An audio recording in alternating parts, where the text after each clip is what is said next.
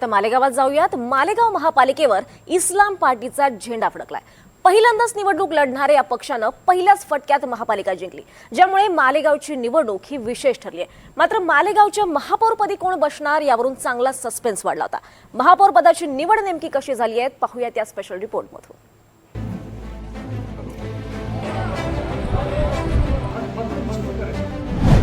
मालेगाव महापालिकेवर इस्लाम पार्टीचा झेंडा।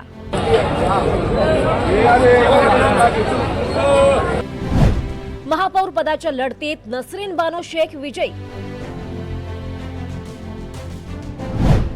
मालेगावात पहिल्याच निवडणुकीत इस्लाम पार्टीचा डंका। मालेगाव महापालिकेच्या महापौर पदावर इस्लाम पार्टीच्या शेख नसरीन बानो खालिद यांनी दणदणीत विजय मिळवलाय।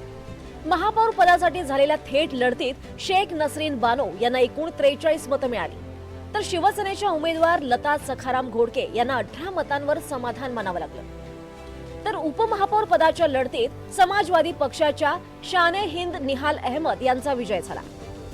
महापौर आणि उपमहापौर पदाच्या निवडीनंतर दोन्ही पक्षांनी जोरदार जल्लोष केलाय।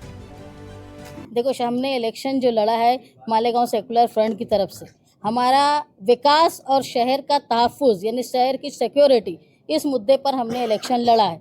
और सबसे खुशी की बात यह है कि मालेगांव की हिस्ट्री में ऐसा नहीं हुआ था कि 2 महिलाएं आज महापौर और उप महापौर। और आपके लिए और खुशी की बात यह है कि दोनों महिलाएं जो अल्पसंख्यक समाज से ताल्लुक़ रखती हैं।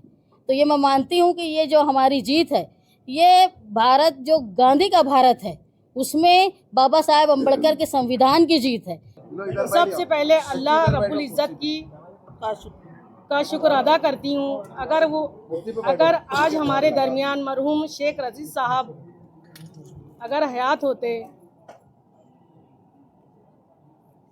तो ये खुशी यकीनन तो बाला हो जाती। मैं इस्लाम पार्टी के बानी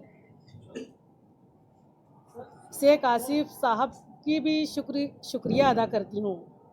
मैं इस्लाम पार्टी, समाजवादी पार्टी, कांग्रेस पार्टी और दीगर तमाम पार्टियों के कारपोरेटर्स का भी शुक्र अदा करती हूँ। इसी तरह मैं इस्लाम पार्टी के जिम्मेदारान, ओहदेदारान और तमाम ही वर्करों का भी शुक्र अदा करती हूँ। राज्यातील महापालिका निवडणुकांमध्ये मालेगावची निवडणूक लक्षणीय ठरली होती। ऐन विधानसभा निवडणुकांच्या काळात माजी आमदार आसिफ शेख यांनी शरद पवारांच्या राष्ट्रवादीतून बाहेर पडत इस्लाम पार्टीची स्थापना केली। मात्र पहिल्याच महापालिका निवडणुकीत इस्लाम पार्टीनं महापालिकेवर झेंडा फडकवला। इस्लाम पार्टी आणि समाजवादी पार्टीच्या आघाडीनं सर्वाधिक 40 जागा जिंकल्या। मात्र बहुमतासाठी त्यांना अवघ्या 3 जागा कमी पडत होत्या। काँग्रेसच्या 3 नगरसेवकांनी साथ दिल्यामुळे त्यांना मॅजिक फिगर गाठता आली। महापौर निवडीच्या 2 दिवस आधी एमआयएमचे आमदार मौलाना मुफ्ती इस्माईल यांनी शिवसेनेचे मंत्री दादा भुसे यांची भेट घेतली होती। या भेटीमुळे मालेगावच्या राजकारणात चांगलीच खळबळ उडाली होती। इस्लाम पार्टी जब से 35 सीट हमारी चुनकर आई और उसी दिन से महाराष्ट्र के अलग अलग ज़िले से, अलग अलग शहर से दूसरी पार्टियों के लोग संपर्क में हैं। और 8 दिन में मालेगांव शहर में महाराष्ट्र लेवल की एक बैठक बुलाई जाएगी, एक मीटिंग होगी और उसमें पक्ष को विस्तार करने के संदर्भ में चर्चा होगी। हमारा 99% हमारी इच्छा है, कार्यकर्ताओं की इच्छा है, प्रमुख पदाधिकारियों की इच्छा है कि पार्टी का विस्तार महाराष्ट्र में होना चाहिए।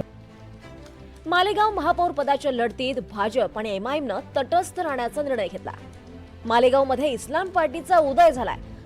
सोबतच एमआयएम पार्टीसाठी एक पर्याय उभा राहिल्याचीही जोरदार चर्चा सुरू झाली आहे।